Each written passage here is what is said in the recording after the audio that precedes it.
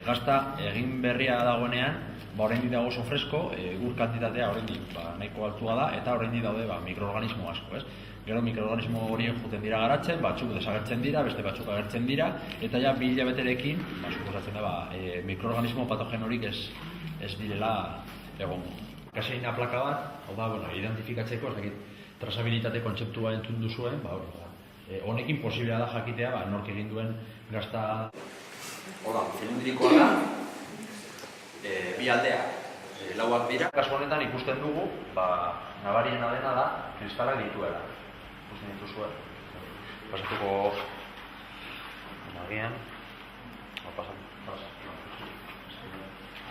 Kristal hori ikusten da, eta kasu batzuetan, murtzikatzean hori fijo, topatu duzuela askotan, nabaritzen dira kristal horiek, ez? Orduan, orea ez da guztiz homogeneoa, kristal honengatik, eta honek puntuazioa jaitziko zuen.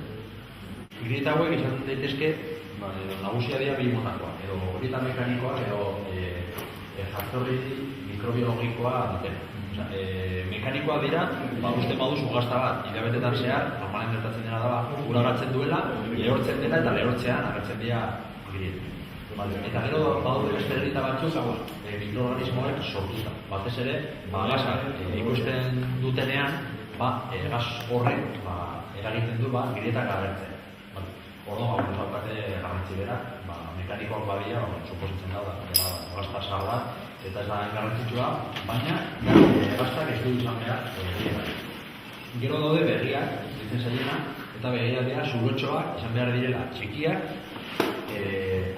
arroza ale bat, baina txikiagoak, hau da, arroza ale bat ez da sartu behar, teoria, izan behar dira gutxi eta egon behar dira ondo banatuta. Hau da, Ibezabal gaztak, goiko gaztak, beti zituzten zuloak, eta segurenez ikusi dituzuen gazta batzuk direla ditzen zaile txuak edo fiagoak. Hau da, ez albatela ez da zulo bat. Hori lortzen da, bakteria batzuk erabiltzen, fermentazioak, starter batzuk erabiltzen. Orduan gazta honek ezin du 10 bat izan, baina, honekin ez dugu ere sospetituko.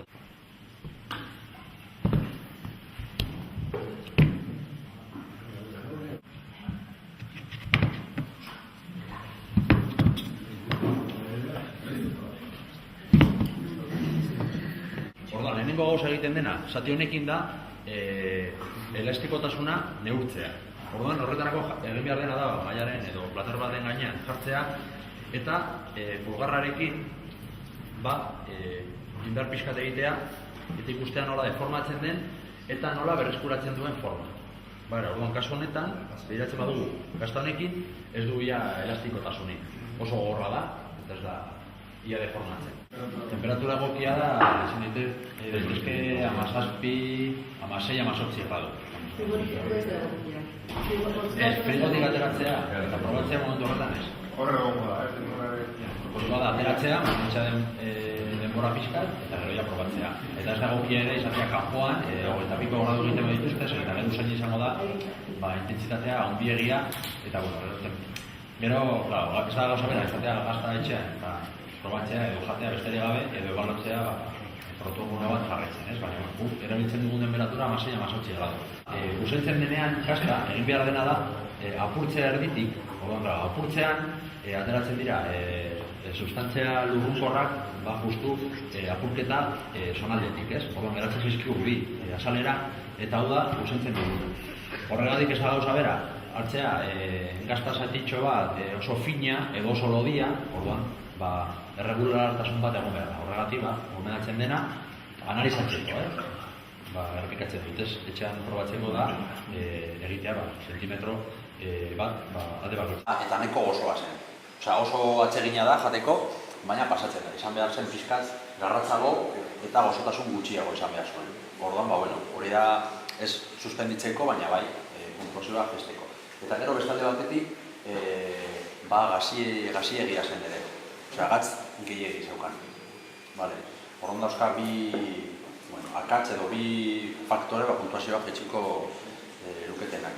Orduan, zaporean ere, ni jarriko nioke 5 bat horregatik.